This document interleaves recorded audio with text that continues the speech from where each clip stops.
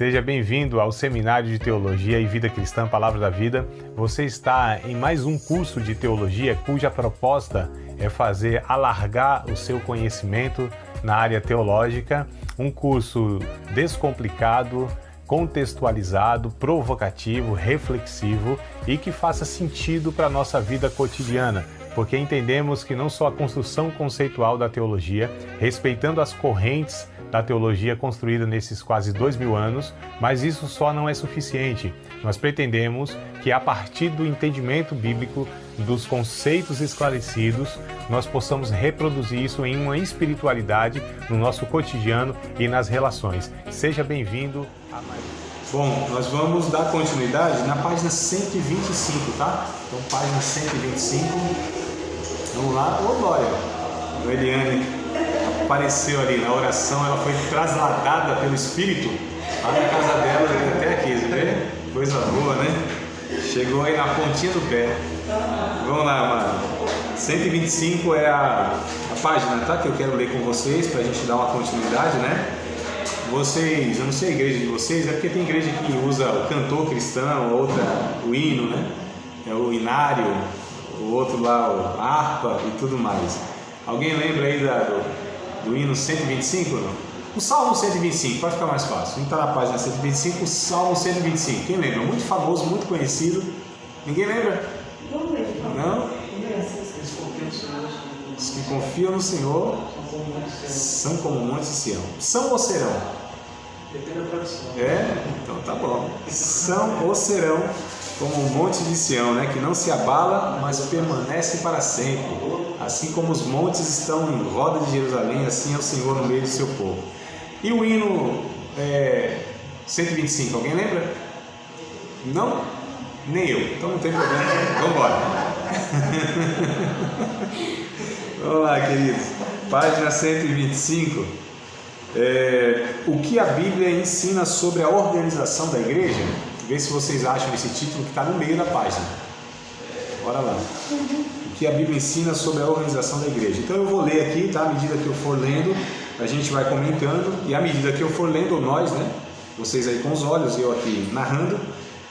Tiver dúvida, algum comentário, vocês interrompam, tá? Então vamos lá.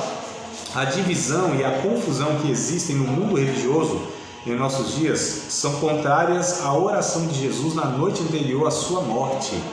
E aí a gente vai ver que oração foi essa, lá no capítulo 17 de João, né?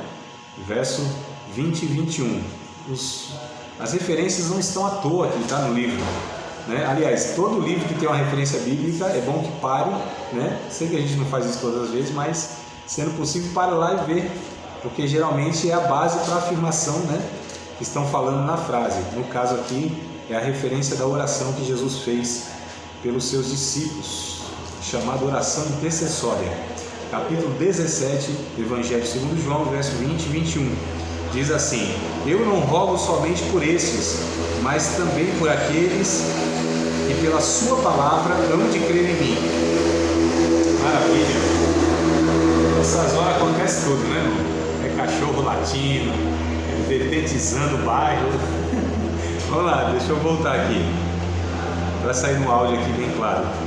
Eu não rogo somente por estes, mas também por aqueles que pela sua palavra hão de crer em mim, para que todos sejam um, como tu, ó Pai, o és em mim, e eu em ti, que também eles sejam um em nós, para que o mundo creia que tu me enviaste.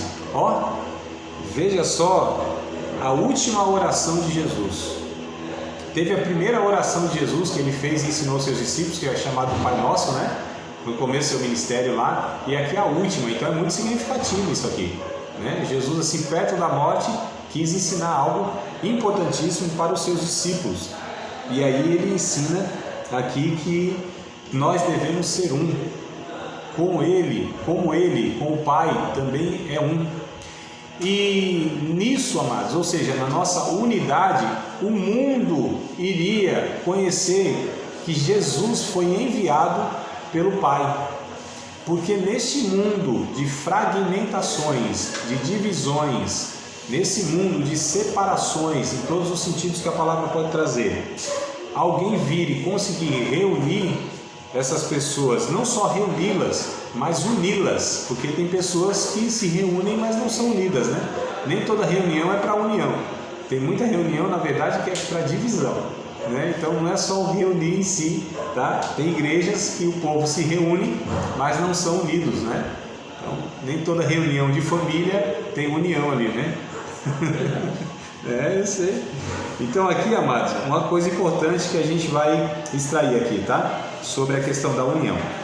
Vamos voltar à leitura do livro. Há centenas de denominações ensinando e praticando coisas diferentes, né, do que isso eu digo.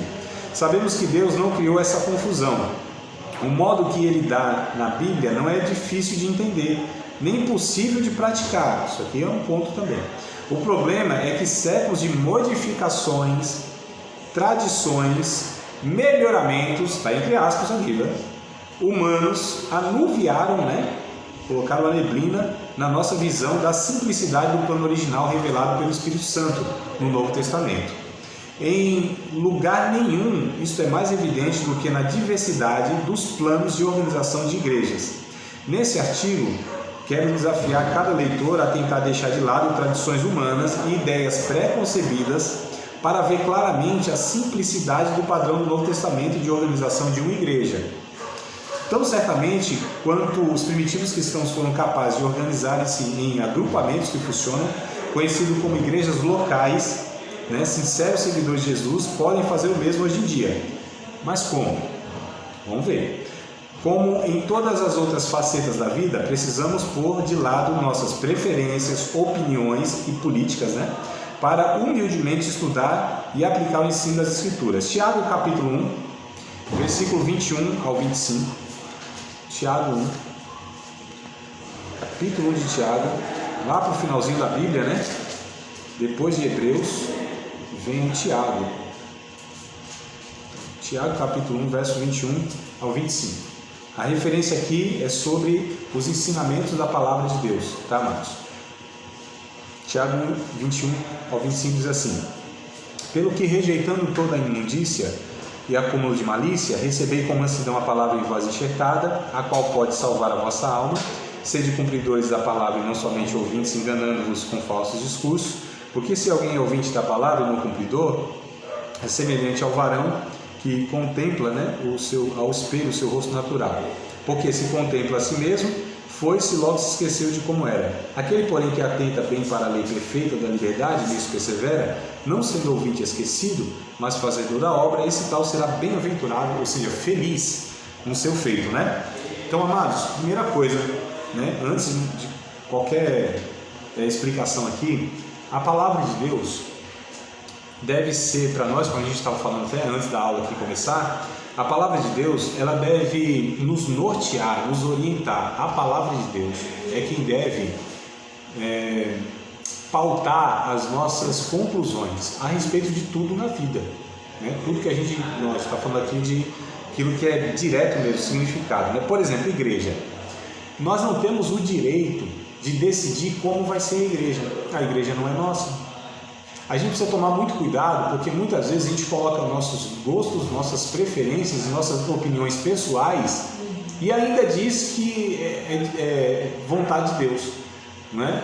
Então a gente peca demais sendo desonesto, a gente chama isso de desonestidade intelectual, né? Porque o que a gente pensa não é o que a Bíblia nos ensina, é que nós precisamos de uma justificação ou de uma justificativa para estar falando, não, tem que ser assim.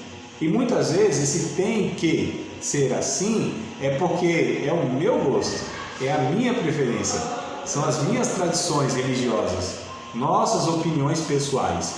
E eu não tenho direito em relação à igreja, não só a igreja, né, mas a gente está pautando isso aqui, em decidir como vai ser conduzido isso. Porque a igreja ela tem um dono, que é Cristo.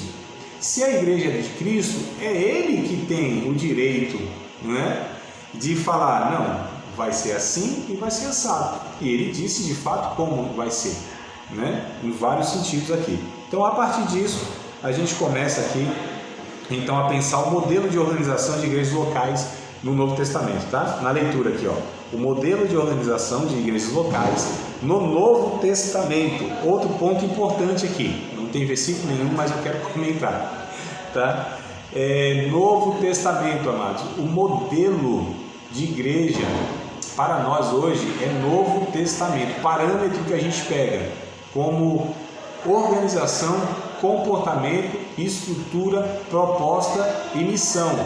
Não é Antigo Testamento, amados.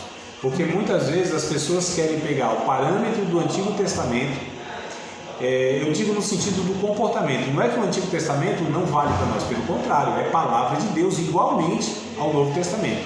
Só que a gente precisa ter muito cuidado que ensinos do Antigo Testamento, principalmente em relação a comportamento, convivência, isso diz respeito apenas à antiga aliança, dentro de uma cultura com um propósito específico, definido e temporário, né? Que fica no meio esquisito se a gente quer transportar para os nossos dias, né? Então a gente vê um monte de prática aí quando a gente fala assim, mas por que cristãos evangélicos estão tendo esses comportamentos, essas atitudes? Não, olha aqui, ó, lá o Antigo Testamento, lá não sei aonde, o profeta não sei o que. Não, calma aí, mas tudo bem, está ensinado lá. Esse ensino do Antigo Testamento, esse texto do Antigo Testamento é um ensino para Israel e ficou lá, ou a gente pode extraí-lo como conceito de algum valor e princípio? Outro ponto, o comportamento que é proposto lá, comportamento, isso aqui tem respaldo no Novo Testamento, que para nós sim já é uma referência de comportamento? São perguntas que têm que ser respondidas, tá certo? Se essas perguntas não forem respondidas, fica um negócio meio complicado. Mas vamos na leitura. Precisamos começar por um entendimento básico da ideia bíblica de uma igreja. No Novo Testamento, a igreja é simplesmente um grupo de cristãos que seguem a Cristo. Coisa simples, né? A palavra pode ser usada para falar de todos aqueles que servem ao Senhor, não importa onde estejam. E aí o Hebreus capítulo 12, verso, já está aqui em Tiago, né? Só pertinho, dá uma ré, primeira esquina, a gente chega aí em Hebreus. Então, Tiago, Hebreus, para trás, né? Capítulo 12, verso 22 e 23, esse texto está falando a respeito, trazendo uma característica de igreja. Diz assim: mas chegastes ao monte Sião e à cidade do Deus vivo, a Jerusalém celestial e aos muitos milhares de anjos, a universal assembleia e igreja dos primogênitos. Ó, que coisa interessante, a Bíblia reúne, né? Universal e assembleia. Isso é um milagre, não? Reunir assim, a universal e a assembleia. Tem nada a ver, né, irmão? A universal assembleia e igreja dos primogênitos que estão escritos nos céus, e ao Deus, o juiz de todos, e os espíritos justos aperfeiçoados. Então, quem é a igreja de Deus? É essa universal assembleia, essa reunião universal, né? Então, quem é a igreja? Que povo é esse? É aquele povo resgatado pelo sangue de Jesus do Antigo e Novo Testamento.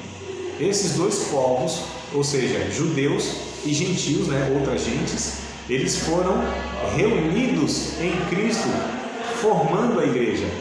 Quem vai dizer isso é Paulo em Efésios capítulo 2, por exemplo, né? Acho que a partir do verso 13 alguma coisa, mas lá no capítulo 2 vai dizendo isso aí, que Jesus ele derrubou essa parede de separação que havia entre judeus e outros gentios, dos dois povos fez um só. Mesmo Paulo, só que agora em Coríntios, né? 1 aos Coríntios capítulo 10, me parece que é verso 31, vai falar sobre a igreja de Cristo, que é constituída de judeus e de gregos, ou seja, outras gentes. Então, quem são os salvos? Quem é a igreja de Cristo? Todos aqueles que foram salvos, Antigo e Novo Testamento, pela graça de Deus, por meio da fé, tá certo? Então, a gente chama isso de universal assembleia, né? A igreja é una. Então, a gente tem essa definição na história da igreja, né? Num documento que foi feito lá nos primeiros séculos, né?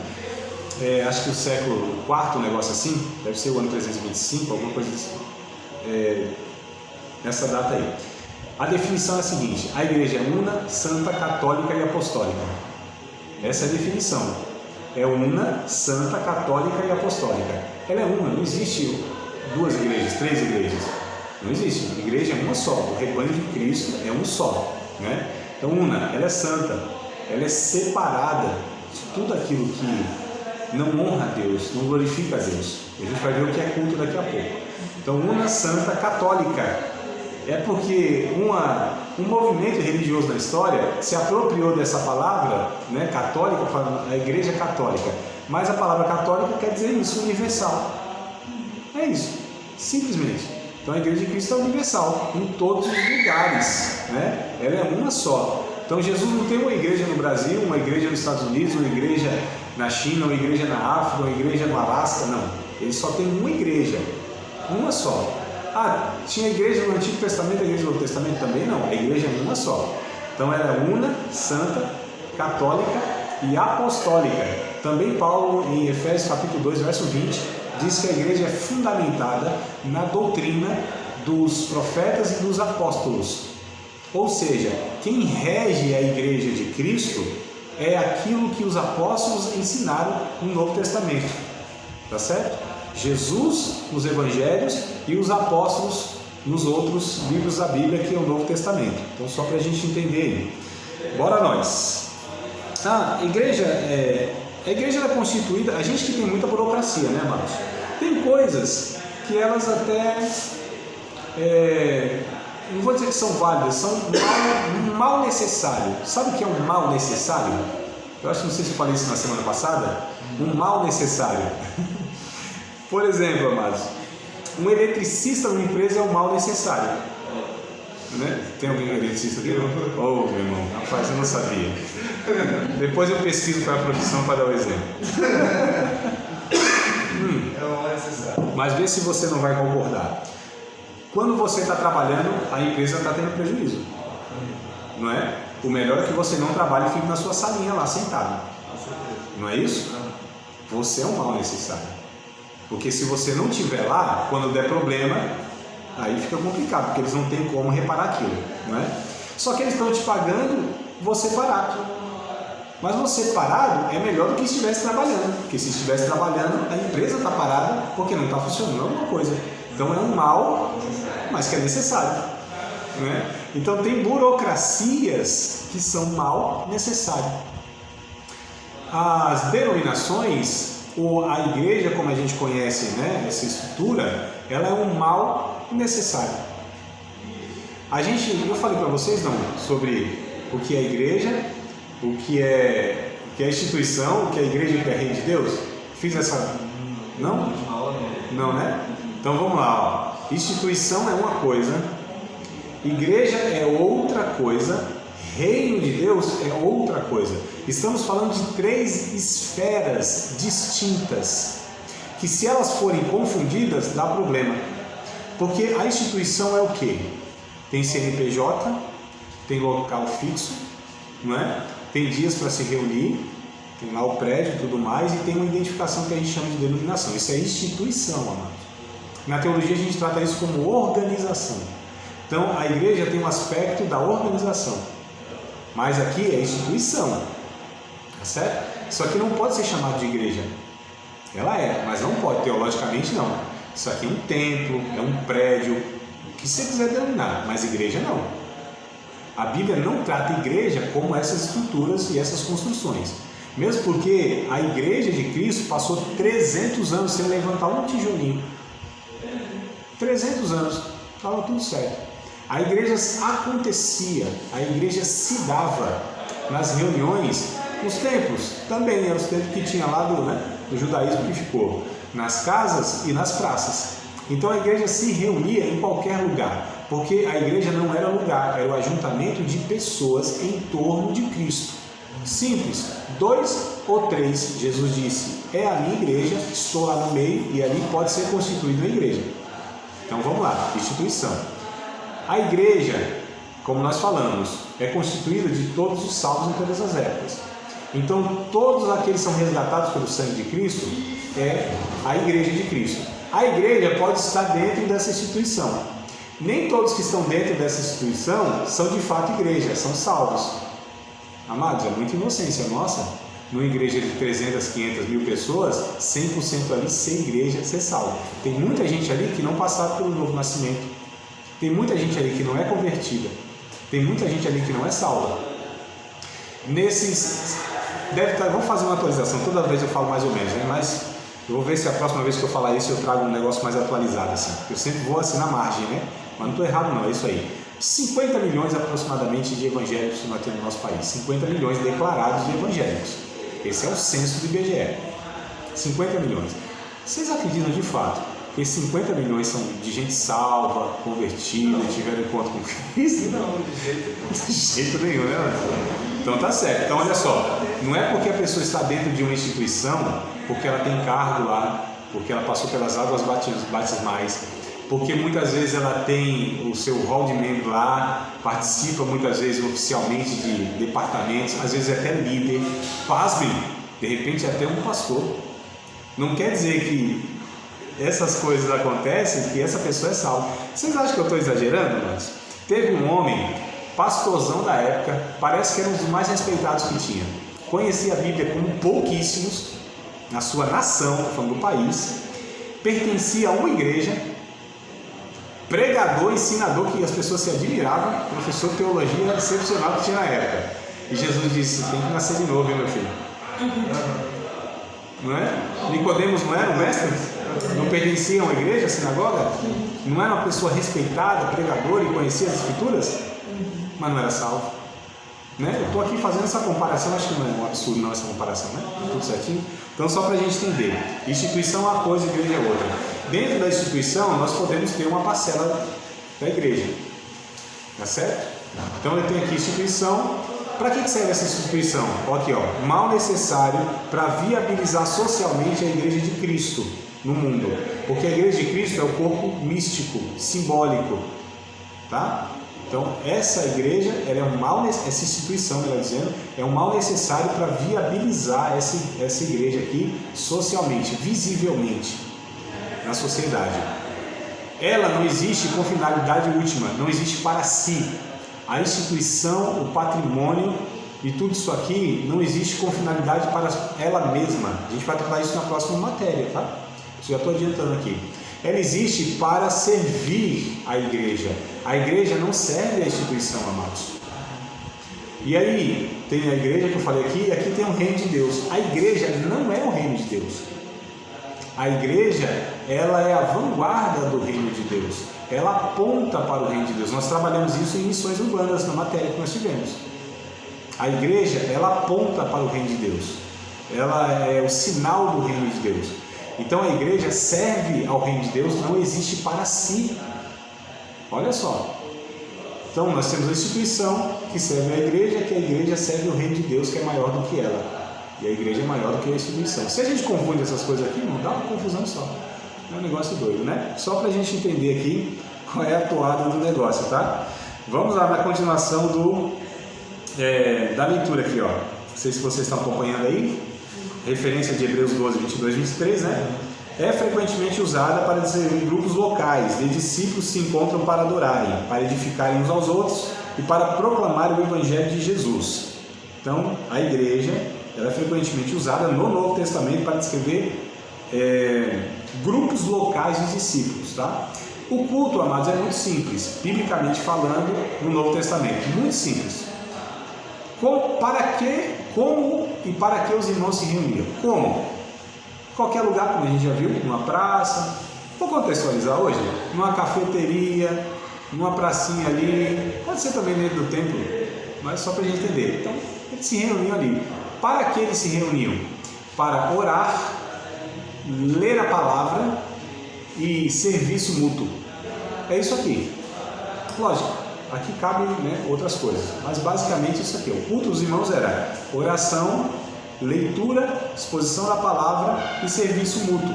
Os dons espirituais que eu estou dizendo aqui, né? Quando não era o serviço material mesmo, físico, se reuniam e tinha uma refeição.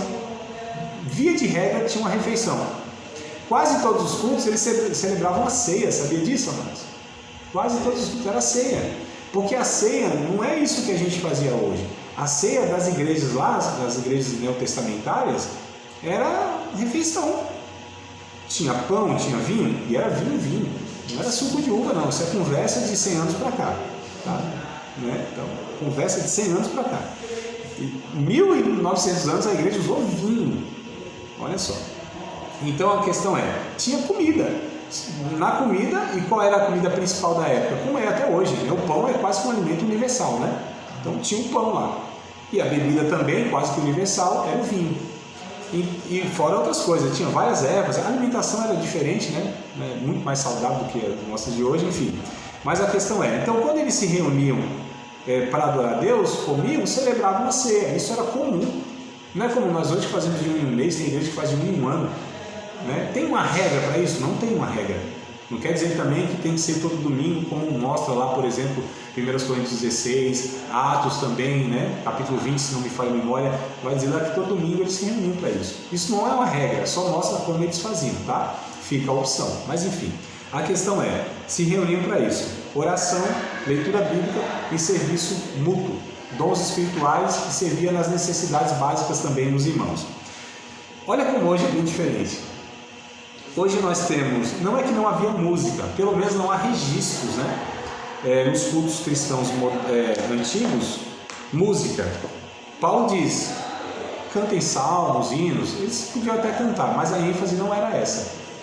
Hoje a gente inverteu muito isso. Em 2 horas de culto, a gente tem em torno de 1 hora e 30 minutos de música. Eu chamo esse culto Martinho da Vila, canta, canta minha gente. Não é, mas a ênfase é a música. A exposição bíblica fica ali 25, 30 minutos talvez. Quando é a exposição bíblica? Cadê a oração? Tiramos, né? Damos tanto ênfase à música. A exposição bíblica ficou reduzida. Cadê o serviço mútuo dos dons espirituais e também dessa questão material? Percebam como a gente foi modificando as coisas, amados? Eu não estou dizendo que muitas coisas são feitas hoje não deveriam ser feitas. Eu estou dizendo que nós não deveríamos abandonar as outras para fazer as que fazemos hoje. Esse é o ponto. Se agregássemos, se acrescentássemos, não teria problema. Depende também, né? Estou aqui, tá? Vocês, né? Tem que ter o bom senso para saber o que cabe e o que não cabe. Mas enfim, eu não estou dizendo que tudo que a gente expressa hoje no culto, ele não deve ser feito. Eu estou dizendo que a gente não deve deixar o que a Bíblia nos ensina, que é essa simplicidade. E a simplicidade parece que é a tônica da Bíblia, mas a gente vive num tempo de estética, né? De performance, de entretenimento. Se você não tiver um negócio que envolva, não vai. Uma atração, né? Oi? Tem que ter uma atração. Uhum. Aí eu na igreja, professor, aí fizeram cartaz, né? Aquele monte de levita. Eu falei, pastor, para que esse negócio aí? Aí ela falou bem assim, não é para atrair as pessoas. Eu pensei que era a palavra que atraía. Eu não. Sim. Eu sei que é uma palavra, eu sei. Eu não estou dizendo, amados, eu não estou dizendo que eu sou contra a tecnologia, nada disso, pelo contrário, eu acho que essas coisas, elas são muito bem-vindas, tá? Eu quero deixar isso pontuado aqui, muito bem-vindas. Então, de repente, uma igreja grande, né, você está lá atrás, você não está vendo nem a cara do cidadão lá, né, você tem lá um telão, uma projeção, né, jogar a letra da música que está sendo ministrada lá para que todo mundo cante. Então isso para mim é uma bênção, não estou dizendo que eu sou contra a tecnologia em si, eu estou dizendo que muitas vezes a gente está desprezando o principal e trazendo esses acessórios como principal, esse é o ponto. E só falando da questão da música que eu falei, a música ela precisa ser congregacional. O que isso quer dizer? Que todos devem cantar, e nós temos uma ênfase muito grande, onde cantores são, as músicas, melhor dizendo, as letras são solo, é para uma pessoa cantar, né? Nós fomos abandonando também chamadas músicas congregacionais, onde todos cantavam letra simples, bíblica, e onde todos cantavam no coletivo. Nosso Deus, nosso Pai, hoje é meu, é minha, sou eu. Então você vai reduzindo tudo aquilo a um despropósito do coletivo. E a finalidade da igreja é se reunir como coletivo, o corpo de Cristo, com a finalidade de edificação mútua, como a gente acho que já leu em 1 Coríntios capítulo 14, verso 26. Quando vocês se reúnem, como vocês se reúnem? Para que vocês se reúnem? Não tem salmo, não tem doutrina, não tem língua, não tem interpretação. Faça-se tudo para a edificação da igreja, né? Diga, amado, quer contar alguma coisa? A questão da música aconteceu lá no ministério. Cantaram, vou passar a palavra 9h30. Aí o diretor só deu salva a igreja, leu o texto, fechou e agradeceu. Então é muito complicado quando a gente modifica as coisas, né, tirando os conteúdos. Queridos, como eu disse, eu não sou um ignorante para falar assim, não, antes era tudo melhor, não é coisa nada. Eu acho que hoje está melhor as coisas. A gente tem mais recursos, glória a Deus por isso. Né? Um ventiladorzinho, coisa boa. Olha aqui a tecnologia favorecendo a gente, né? Um microfonezinho de lapela para dar uma qualidade razoável aí para quem está ouvindo. Né? Então isso transportando para a igreja é tudo muito bom. A forma para mim não é o ponto a ser discutido, não é a forma que eu estou dizendo, é o conteúdo que está sendo apresentado lá. Esse é o ponto que eu quero enfatizar, é o conteúdo, amados, tá certo? É o propósito, é o conteúdo, é a finalidade, são essas coisas que eu pontuo aqui. A forma tem a multiforma, e glória a Deus que tem essa diversidade, isso é a beleza da criação de Deus, né? Essa multiforma. Então a forma pouco importa, não existe uma forma, uma uniformidade, tem que ter uma unidade, que Paulo ensina lá em Efésios 4, por exemplo, a unidade da fé, mas não a uniformidade, né? Porque as formas são diversas e glória a Deus por isso. Mas vamos lá, no finalzinho aqui da página 125, ó, é nesse sentido que lemos sobre a igreja em Antioquia da Síria. Vamos lá para o capítulo 13 de Atos dos Apóstolos. Atos, capítulo número 13, versículo número 1. A gente vai pegar aqui para falar sobre a simplicidade, né? De como eram as reuniões. Capítulo 13, verso 1. Na igreja que estava em Antioquia, olha as referências à expressão, na igreja que estava em Antioquia. Então a igreja estava lá em Antioquia. A igreja que está em Tessalônica. A igreja que está em Colossos. A igreja que está em Éfeso. A igreja que está em Filipos. Então a igreja, ela acontece, ela está em lugares, tá certo? Os lugares não determinam a igreja, é a igreja que determina o lugar. Então, como eu disse, por exemplo, essa estrutura toda não é igreja, ela se torna igreja enquanto a igreja está nela, porque quando acaba o culto e a gente vai para a nossa casa, aquilo só ficou como sendo qualquer construção do mundo. E a igreja se dispersou e cada membro do corpo de Cristo foi para suas casas, né? E aí depois eles voltam e se reúnem naquele lugar. E aí, ali aconteceu a igreja. Ali estava a igreja, tá certo? Então não é lugar. Quando a gente fala assim, eu vou para a igreja, o conceito está errado. Eu não vou para a igreja, porque nós somos a igreja que nos reunimos em um lugar. Então a igreja que vai para o templo. Entenderam a ideia, mano? Oi? Como que se fala? Eu vou encontrar os meus irmãos. É simples assim. Eu vou servir a Deus. Servir os irmãos. Eu vou me ajuntar com a minha família. Eu quero talvez um pensamento que eu acho que seria muito bom que a gente carregasse no coração quando saísse de casa. É assim, eu vou me encontrar com os meus irmãos. Ponto final. Vou me encontrar com a minha família. É isso. Ah, André, mas não seria assim, eu vou me encontrar com Deus? Não. Não, amados. Eu não me encontro com Deus. Se Deus habita em mim, Deus do céu. Se eu sou o templo de Deus, como que eu vou me encontrar com Deus? Onde Ele estava que eu estava sem Ele no dia todo? Não é, amados? Onde que estava Jesus? Ele não mora em mim literalmente, isso não é literal, nós não acreditamos nisso? Então eu não me encontro com Deus. Tem uma frase interessante que diz assim: procurei Deus e não achei. Achei o meu irmão e nos encontramos os três. Entenderam a ideia? Busquei Deus, não achei. Cadê Deus? Cadê Deus? Não sei. Aí encontrei meu irmão, nós três. Reunião da igreja, que é um encontro pleno da igreja com Cristo. Então eu vou encontrar o meu irmão. Quando eu vou encontrar o meu irmão, eu sirvo o meu irmão. Em servir o meu irmão, eu adoro a Deus, que Paulo disse em 1 Coríntios 14, 26. No serviço mútuo, amados, está a adoração a Deus. Então eu não adoro a Deus assim, ó, olhando para cima, olhinho fechado, né, na vertical. É com o olho muito aberto, na horizontal, na comunhão com os meus irmãos. A ceia, por exemplo. A ceia é uma evidência do egoísmo e da má compreensão do que é igreja e adoração a Deus. Porque cada um se reunia, comia o que era propriamente seu. Eu vou para a igreja para Deus falar comigo. Ô Jesus, estou aqui, olhinho fechado, não quero saber quem veio, quem não veio, não estou preocupado com ninguém. Eu estou fazendo a avaliação de 30 dias se eu dei conta do negócio para participar agora da ceia. Aí Paulo diz assim: vocês acham que eu vou elogiar vocês com uma reunião dessa? Cada um come o seu próprio pão. Vocês são egoístas. Vocês se reúnem para quê? Para a perdição de vocês, porque vocês não discernem o corpo. Cada um come a sua própria ceia. Não é por causa disso que muitos dormem e estão doentes? Ó, a expressão máxima da comunhão, que seria a ceia, a festa do amor, Paulo estava dizendo: vocês estão tudo errado, equivocado.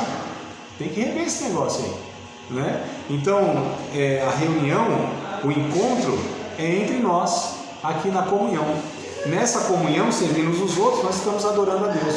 Eu não estou dizendo que não há na individualidade a expressão de adoração a Deus. Eu estou dizendo que o individualismo não cabe no culto, porque culto é coletivo, é corpo de Cristo. E o Espírito usa todos os membros para a edificação mútua do corpo, para que haja crescimento. É o que Paulo, por exemplo, diz no capítulo 4 de Efésios, verso 16. Não é? Mas vamos lá, amados, que eu não sei onde eu estava mais, já está no capítulo 13 de Atos, verso 1.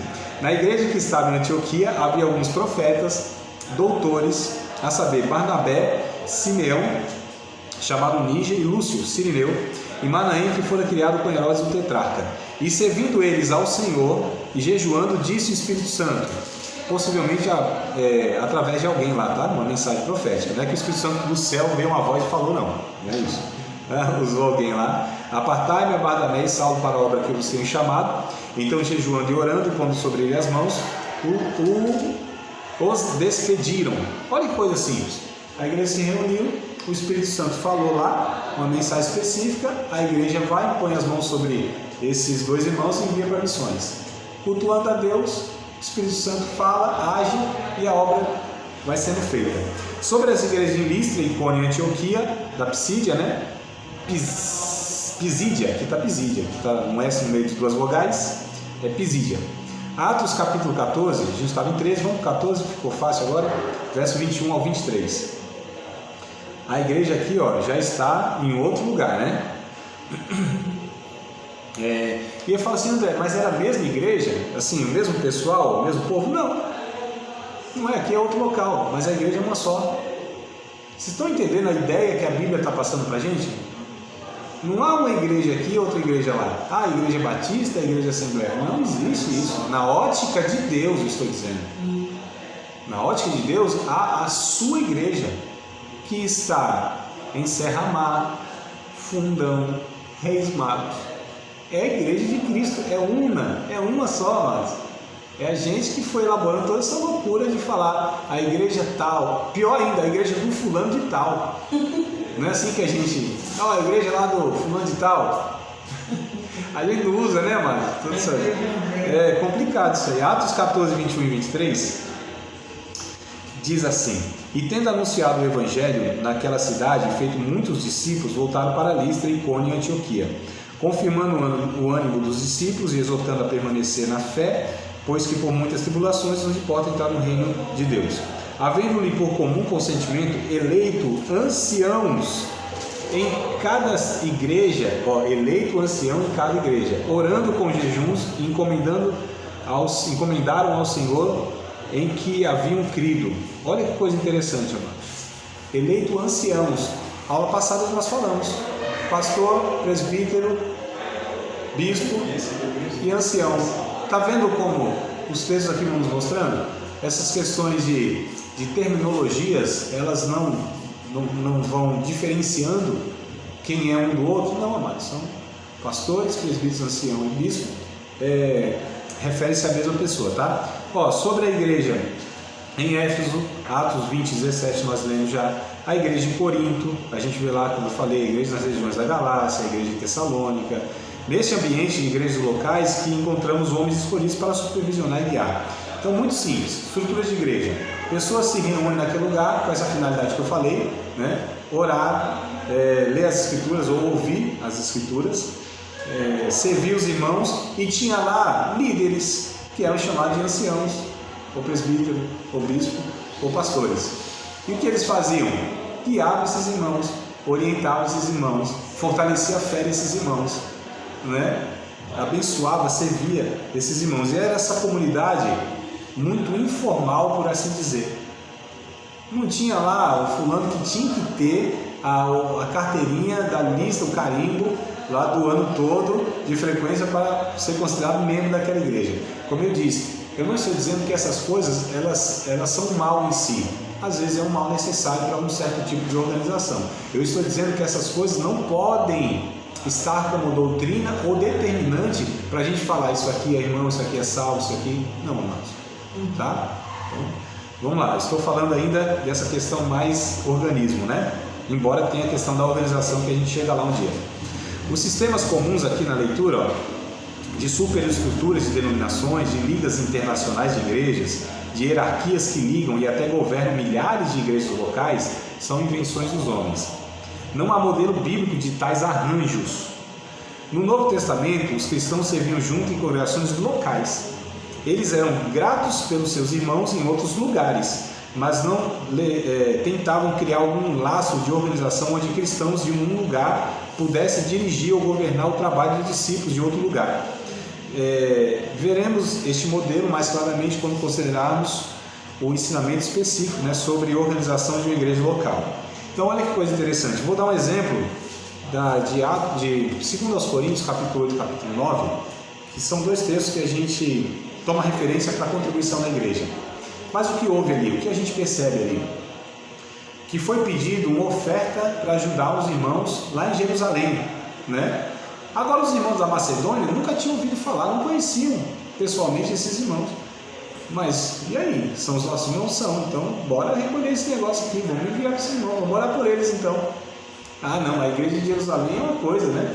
A igreja lá na Macedônia, eles são pobres, não tem nada a ver. Então, mas tinha essa noção muito grande dos irmãos naqueles 3 primeiros séculos, né? Principalmente nesses textos aqui que a gente vê no primeiro século, de que quando os irmãos em determinado lugar, em outro país, muito longe, ouvia de outros irmãos em outro lugar, eles são os nossos irmãos, é a igreja de Cristo, vamos abençoá-los. Infelizmente hoje a gente perdeu essa noção de comunhão, de identificação como um povo de Deus, né? Dificilmente uma denominação trabalha para ajudar outra denominação, dificilmente. Se é a mesma denominação, porque lá há uma coligação, por assim dizer, né? Então você tem uma sede que governa diversas outras pequenas igrejas.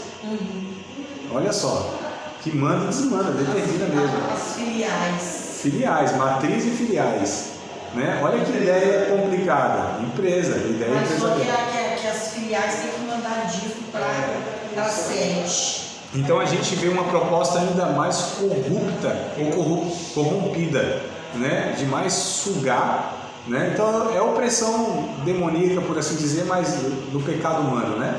Essa questão. O que eu quero dizer é que a Bíblia propõe que toda comunidade de fé, e eu prefiro chamar a igreja de comunidade de fé, essa comunidade de fé, ela seja autônoma, tá certo? Administrativamente, inclusive, né? E que a gente possa se identificar tal com os outros irmãos que a gente trabalhe para o reino de Deus.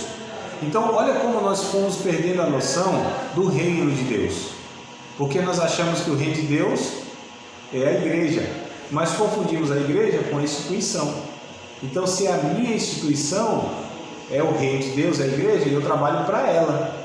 Não considero que a igreja ela é universal e que devemos todos nos reunir para servirmos e trabalharmos para o reino de Deus.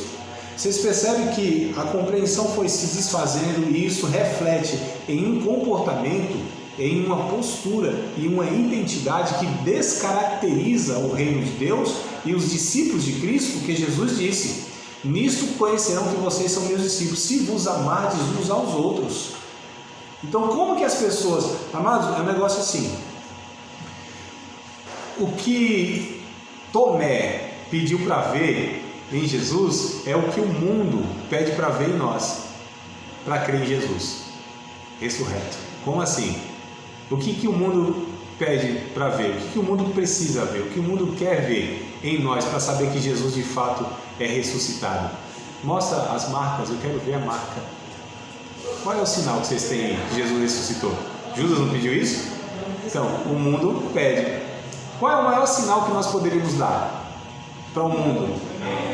Não é porque a gente não tem imagens, não é porque nós estamos crescendo e dominando o mundo e o Brasil, é porque nós somos uma potência agora, a igreja cresceu, é poderosa, temos políticos, temos empresários, temos intelectuais que são da igreja.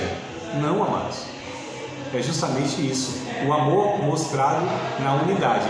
Porque se tem algo que evidencia o amor, é quando há a ajuda mútua, a chamada, não é compaixão, meu Deus do céu, a palavra que estou tentando buscar, é a solidariedade, essa palavra, solidariedade, irmãos, né? Fala-se tanto de solidariedade e tudo mais, né? Em relação às mulheres, né? Empatia e tudo mais, mas o amor é mostrado dessa forma. Então o que o mundo precisa ver é uma igreja que é uma, que a gente não considera o outro irmão lá alguém que está competindo, essa igreja veio para competir. Aí a gente tem aquilo que a gente falou na semana passada, né? Retrasada e passada, onde às vezes a pessoa prefere sair daquele local, né? Ao invés de contribuir lá e abrir outro, né? Abrir. Fica tipo uma briga, né? Esse é o termo, não é abrir, não é o termo? Se abre o comércio, né? Se abre o bar, se abre boca de fumo, se abre tudo, menos igreja. Igreja ela é plantada, ela nasce, né? Igreja ela nasce, ela é plantada, não se abre igreja. Mas vamos lá, que eu acho que o discurso está ficando meio duro, né?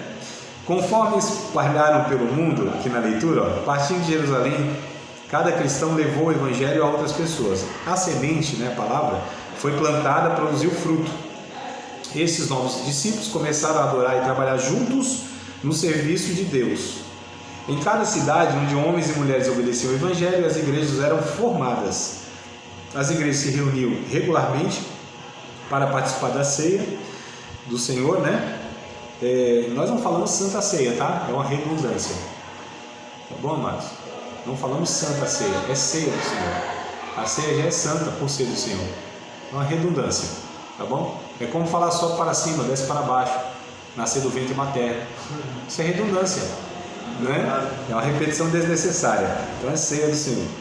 Para servir a Deus e edificar uns aos outros, a gente está falando aqui do como a igreja acontecia, né? Os membros dessas igrejas locais contribuíam voluntariamente à obra que Deus incumbiu à congregação. E foi o exemplo que eu dei lá de 1 Coríntios. Aliás, vamos ler 1 Coríntios capítulo 16. Eu falei de segunda, né? Aos Coríntios capítulo 8 e 9. Mas 1 Coríntios capítulo 16, a gente vê essa prática também, o verso 1 e o verso 2. 1 aos Coríntios 16, verso 1 e verso 2. Olha que coisa interessante. Ora, quanto à coleta que se faz para os santos, fazei vós também o mesmo que ordenei às igrejas da Galácia. Olha que coisa interessante. No primeiro dia da semana, cada um de vós põe em parte o que puder juntar, conforme a sua prosperidade, para que se não façam as coletas quando eu chegar. Enfim, duas coisas aqui que eu quero observar. As igrejas da Galácia. A Galácia era uma região, né? No mínimo, lá quando a carta aos Gálatas, só a gente lê Gálatas capítulo 1, verso 1.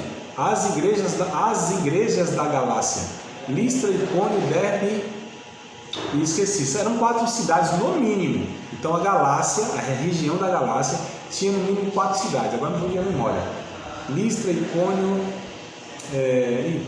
fugiu da mente. Até o que eu sabia aqui, esqueci. Falei 3, agora 2. Mas deixa pra lá. Mas a questão é, as igrejas da Galácia, olha só, vamos levar as coletas no primeiro dia da semana. Então, o que nos dá a entender, até por outro texto mesmo de Atos capítulo 20, né? Que os irmãos se reuniam todo domingo para fazer isso. Ceia, para levantar ofertas, para enviar para os irmãos necessitados, onde tivesse necessidade. Eles soubessem, tem alguém necessitado, algum irmão, alguma igreja, em algum lugar, em algum canto? Então vamos aqui fazer isso, né? Só para a gente ver a simplicidade, amados, que havia nessas estruturas, nessas organizações, que eram as igrejas de Cristo. Isso foi até o ano 311. 312. Porque nós tínhamos toda essa estrutura simples. Inclusive, sabe onde as igrejas aconteciam? Porque a perseguição, isso aqui eu estou falando do primeiro século. Então a Bíblia refere-se até o ano 90, 96, né, que morre João, o último apóstolo, em 96. Então tudo isso aqui fala até o primeiro século, tá? Ano 100. A igreja foi sendo perseguida de tal maneira, nos outros 2 séculos seguintes, que os irmãos já nem se reuniam mais em casas, em praças, e templo nem havia. Porque a perseguição era tal que os irmãos se reuniam nas matas, nas sepulturas. Porque assim, não é que a sepultura era como hoje, havia galerias. Sabe como tem galerias de esgoto assim? Galerias? Tinha as galerias que eram as sepulturas, né? Tanto é que tem a chamada e a famosa Catacumbas de Roma. Vocês já ouviram falar? As Catacumbas de Roma, né? É a famosa. Tem um livro excelente, As Catacumbas de Roma. Esse é o título do livro, As Catacumbas de Roma. Então os irmãos se reuniam nesses lugares, a perseguição era tanta. Então imagina, gente escondida em lugares assim horríveis, né? No meio do mato e em sepulturas, catacumbas, né? Só que quando Constantino, no ano 312 para 313, ele era um político, viu que o seu poderio estava caindo porque os cristãos tinham crescido demais no império. Que a sacada política? Político é isso, amado. É isso, político é isso. Tem gente que espera de político outra coisa. Não espere nada de político. Político é isso. Só quer saber de poder e domínio. E o povo quer ser lasque, para ser bem técnico teológico aqui na palavra, né? Então, a não ser que seja um homem de Deus, um servo de Deus, é outra história. E também está raro na política isso aí. Tá? Tem muitos que falam, mas ser é outra história. Mas enfim, ele tem essa sacada. Então ele se declara cristão e ele isenta de imposto todo aquele que se declara cristão. E ele proíbe a perseguição aos cristãos.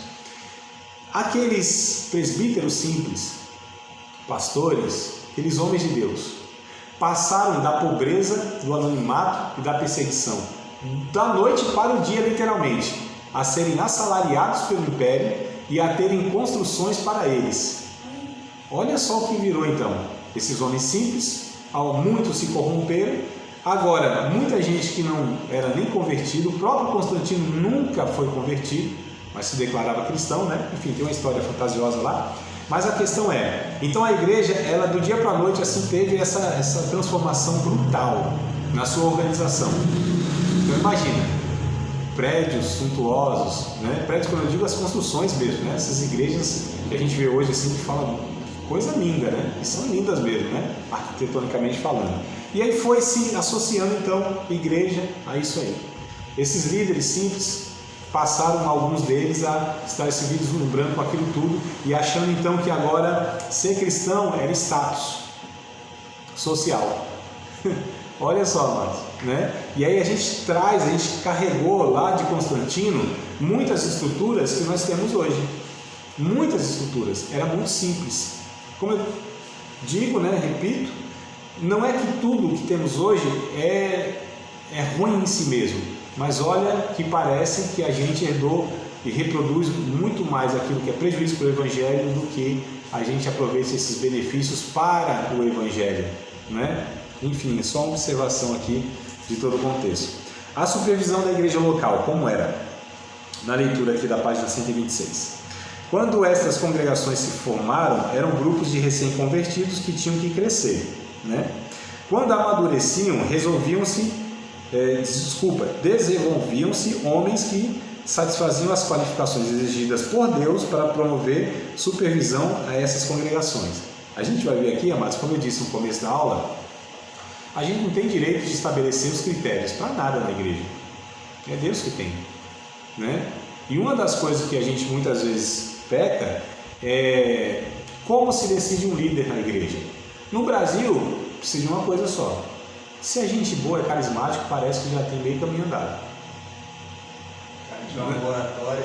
Se falar bem, né? Mesmo que não tenha um conteúdo, mas se falar bem, se for carismático, comunicativo, cara, gente boa, não precisa de muita coisa. Tanto é que muitos têm carisma e não têm caráter, mas ele é tido, reconhecido como um homem de Deus, um líder, né? Então, enfim. Esses homens eram selecionados para servirem como presbíteros, como a gente já leu lá em Atos 14, 23. A Bíblia também usa a palavra bispo para descrever os mesmos homens, né? E diz que o seu papel é pastorear. A distinção que muitos grupos religiosos fazem entre pastores, bispos e presbíteros não é baseada na Bíblia. Isso aqui é só a leitura do que a gente já estava falando, né? Aliás, o que eu falei mesmo não lendo, amados, vocês vão ver que é de fato que está no nosso material que a gente propõe para vocês lerem aí, tá? Por isso que é importante vocês lerem também. Esses presbíteros serviam na igreja local para pastorear o rebanho de Deus, no meio do qual estavam, ou seja, faziam parte, né? Sua responsabilidade e autoridade para supervisionar não iam além do rebanho local. Não há nenhuma base bíblica para presbíteros de um local supervisionarem uma igreja em outro local, como temos hoje, né? Chamam de pastores presidentes. Não é, amados? Sério, né? Então, esses que têm poder sobre outras congregações, isso não é bíblico. É pastor presidente, pastor local, né? Isso não é bíblico, tá? Então, não é bíblico. Ah, André, mas tem alguma coisa errada nisso? Tem, claro que tem. Não é bíblico. Isso não basta. Poderia dar outras explicações aqui, mas só de falar que não é bíblico, eu acho que já deve bastar para nós, né? Isso é mais uma sanha humana de desejo de poder, de domínio, do que outra coisa. Tá certo?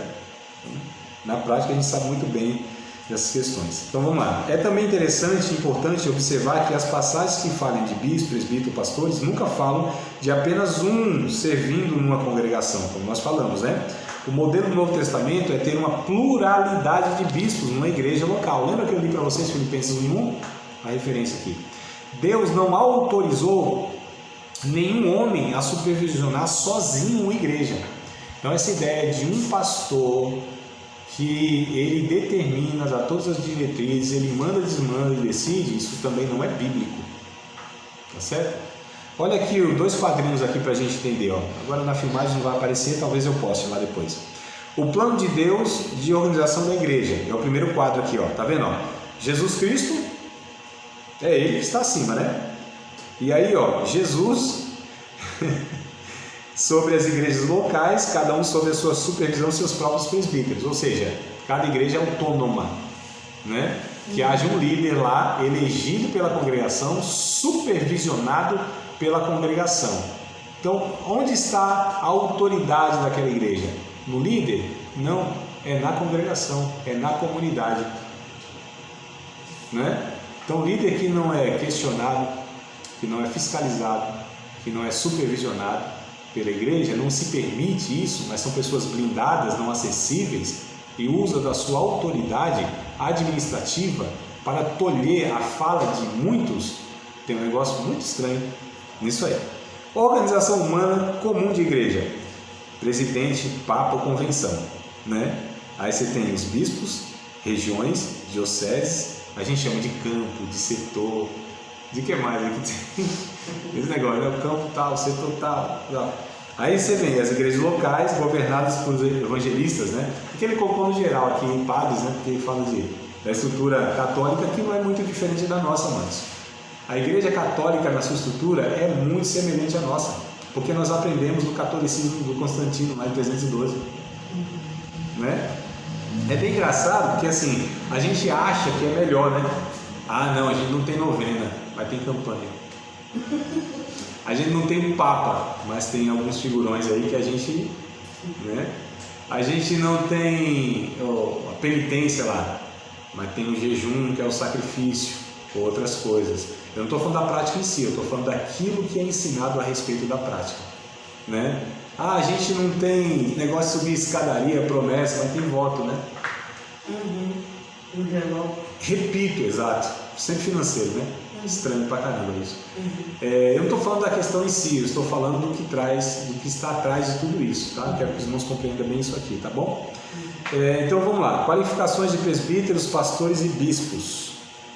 A gente vê aqui, como eu não vou conseguir iniciando e encerrando, ou pelo menos dar uma explicação aqui satisfatória, né? Porque já está acabando a aula, falta poucos minutinhos aqui. Eu vou deixar para que vocês possam perguntar alguma coisa, fazer algum comentário do que nós falamos até aqui, se vocês tiverem aí algum comentário, alguma dúvida do que a gente falou até aqui, né? nessa aula sobre a questão da simplicidade da igreja e do que hoje, infelizmente, nós deixamos de viver. Porque, na verdade, amados, essa é a ideia da igreja. A igreja nunca foi instituída por Jesus para ser o que é, nesses modos quase que empresarial, quase que estruturas que são um funcionamento muito parecido com todas as outras estruturas. Eu estou falando em questão de comportamento, de convivência, como são, a gente tem falado, né? Então, todo estabelecimento, em toda estrutura que tem aí, onde demanda uma organização, você tem essa ideia de manda, dá ordens. A igreja, a comunidade de fé, quando se reúne, não deve reproduzir essa mesma lógica, mas nós somos o povo de Deus, precisamos ser diferentes em tudo, né? Em todas as coisas mesmo, amados, tá certo? A gente precisa ter muito cuidado. Eu postei ontem, ou foi hoje? Foi ontem, foi hoje, não lembro, acho que foi ontem. Foi ontem, né? Sobre a igreja. Isso é dado da Receita Federal, amados. 21, né? Bilhões. 21 bilhões de arrecadado, né? Se arrecadar não tem problema.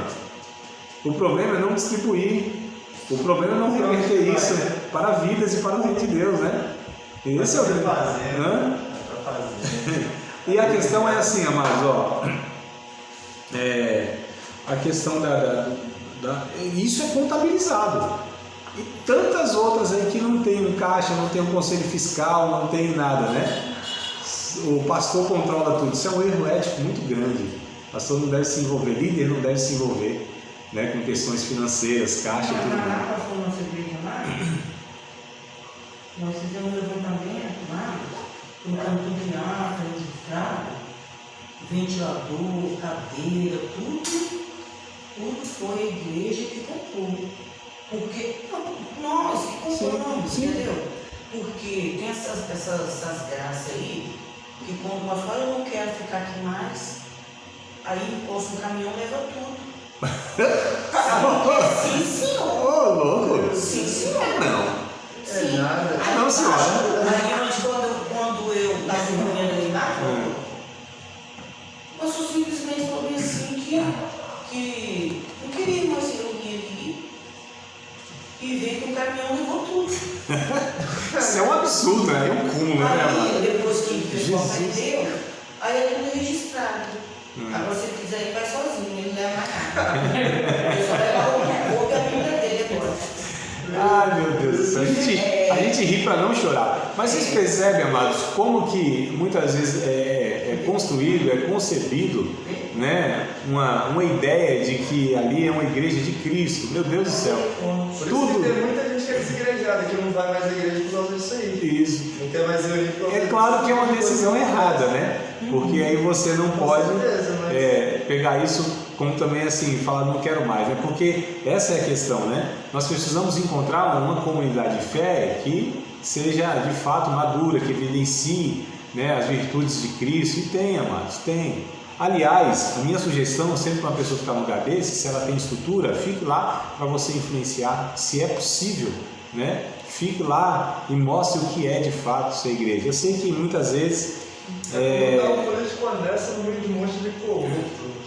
É complicado. Mas enfim, nós estamos aqui discutindo o que a Bíblia propõe e é isso que a gente precisa reproduzir na nossa vida. Quem sabe, né, alguns de nós aqui vai ser aí por Deus direcionado a pastorear uma igreja. E se for, então é a nossa vez de fazer diferente, né, amados? Que a gente não pode só ficar na questão da crítica e dessa observação de identificar o erro. A gente precisa também, de alguma maneira, a partir do esclarecimento bíblico, tendo de Deus algum recurso, fazer diferente, reproduzir diferente, né? Porque senão a gente ia só se reunir para ficar malhando aí as coisas erradas, e eu acho que isso não é vantagem. É o primeiro passo, identificar que é alguma coisa errada. O segundo é buscar a solução para aquilo e principalmente na nossa vida, aquilo não acontecer. né? Porque muitas vezes não acontece no sentido de que nós não temos o poder administrativo para pastorear, fazer tais coisas de liderança, mas muitas vezes acontece num âmbito mais restrito da nossa vida no tratamento com outras pessoas. A gente precisa observar isso, tá bom? Você acabou de participar de mais uma aula de um dos nossos cursos, Seminário de Teologia, Vida Cristã, Palavra da Vida. Espero que tenha te abençoado, não só alargado o seu conhecimento teológico, mas que tenha também atingido o teu coração para que você possa a cada dia mais reproduzir a vida de Deus nas suas relações cotidianas. Se você ainda não é aluno oficial de um dos nossos cursos, se inscreva aqui no contato que vai aparecer do WhatsApp. Também nos siga nas redes sociais, se inscreva no nosso canal, compartilhe à vontade e Deus